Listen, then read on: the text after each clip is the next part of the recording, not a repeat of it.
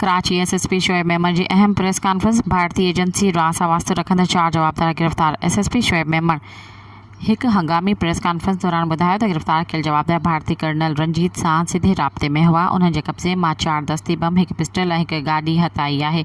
SSP मूजिब जवाबदार मुल्क जे अहम फ़ौजी तनसीबात जी जियो टैगिंग करे दुश्मन एजेंसियुनि ताईं हसास मालूमात पहुचाईंदा हुआ। इहे 4 जवाबदार ज़िले सजावल तालको जाती जा रहवासी आहिनि ऐं पेशे तौर मछेरा आहिनि। जवाबदारनि जे मोबाइल फ़ोननि मां मलीर फ़ौजी तनसीबात, CPEC प्रोजेक्ट्स ऐं सजावल में वाक़िअ हसास हंधनि जूं लोकेशन्स ऐं तस्वीरूं हथ कई वयूं आहिनि। जीअं त इन्हनि वटां पाक फ़ौज जो ट्रैकिंग मैन्युअल बि हथायो आहे। मोहम्मद ख़ान भरियो नाले जवाबदार साल 2009 खां इन्हनि सरगर्मियुनि में शामिल आहे, जेको 20 भेरा भारत जो दौरो करे चुको आहे, जॾहिं त ॿिया बि जवाबदार बि केतिरा ई भेरा भारत वञण जा एतिराफ़ करे चुका आहिनि।